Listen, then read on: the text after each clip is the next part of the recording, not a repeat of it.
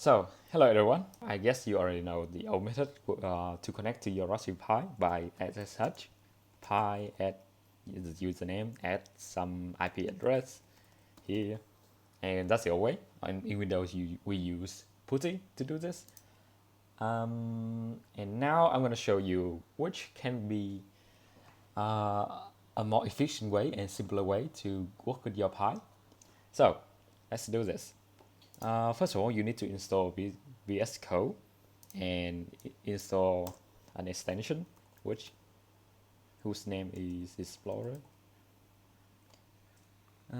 This one. So it's from Microsoft and it's pretty safe, I can say that. And you need to install it. I already did it. So now let's get straight into it. When you install it, an icon will appear here. It can be. It looks like this, and I click on it. So we have this interface, a small tab on the left. Click plus sign to add new device. Add Pi and my IP address. My Pi's address, yeah, to be exact. Enter. So it add a new entry. This is a plain text file, and it define my new device here. You can add new device by just editing this file, but I won't go into that today. Okay, so click refresh to see it. Hello. Okay, it just hide in here. So my Pi appears in here. We can click connect to current window. I actually accidentally connect in advance, but yeah, let's do it again. Connect to current in the current window. Password, and it will do some setup. And now your Pi is ready. You will know that if you see the SSH and your Raspberry Pi's address, IP address, in the left bottom corner. Right. So now you want to open folder, which will allow you to navigate in your Pi. We can start from home or from the root file. Okay, let's start from root because I can show you much more from here. No. I want to. How about here? Okay, we should start somewhere. Let's just choose home. Yeah. And again, if you open a new folder, you have to enter password again. Just because it's my file, my Pi.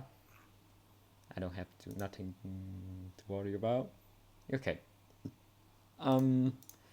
So we in the home directory. This left tab Explorer here is your Explorer. It allows you to see file visually in with your eyes. Basically, you can see everything at once. Unlike the command line, you have to ls to see it, and change directory to Pi, and ls again to see it. It's very it's a bit more, it requires a bit more steps to do it, but in here we can just click and it will expand the directory and allow us to see whatever in there. Okay, let's go to document, and I click document and I want to add a new file into it, hello.py, and it just create a new file for me. So the same with your terminal or command, which using command lines. The thing with VS Code is that it has a built-in terminal tab for you. So this section here is your terminal, just like the terminal I use here, but it integrate the terminal in here so we can use it more conveniently. Right, so we want to go to document as well, and we want to ls. So as you can see, because I create a new file using this method and like click the new file in specify it, it also appears here. Basically, everything you do with this window, you you are you are working with your Pi, and yeah, it's just like using your command line but quicker. So okay, I want to edit hello pop.py from here. Nano hello. Oh, I think, oh yeah, we already in there in the documents. Nano.hello.py and print hello. Just that. Right.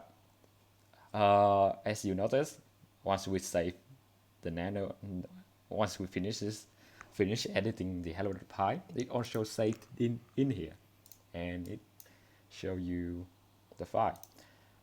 So this, I can say this is more convenient than SSH and using Nano to edit things.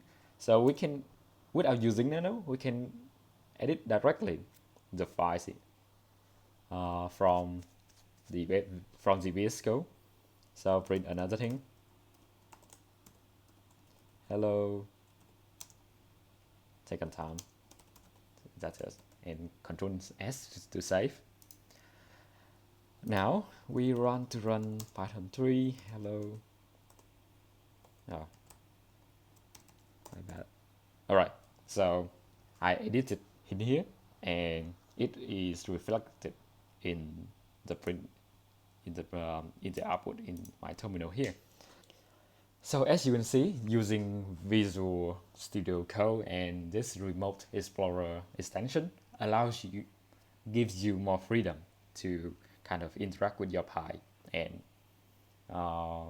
it's more similar to your old way when you work with your Windows and MacBook, for example.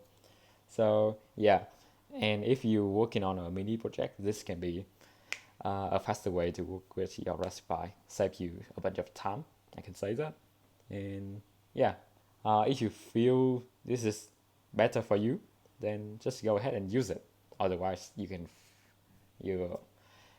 use terminal or putty if you want. I don't oppose to that. And that's it. Another thing I want to add is you can add new file in other directory as well. You don't necessarily have to change directory to download to do it. So another hello 2 pi it here, and in desktop I want to create another hello 3.py and in there. So I just create a new files in different directories without going change directory to desktop, something like that. I don't have to do this to create new files in it.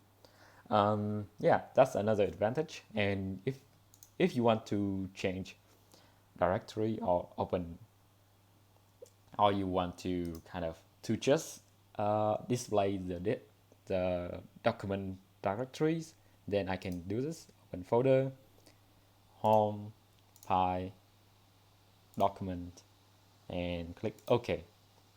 So it creates a new window, kind of refresh everything, and just show me the document folder. Control tilde to open the terminal, or you can kind of view. It's somewhere in here. Terminal. Yeah, you can go to view and click terminal to to get it.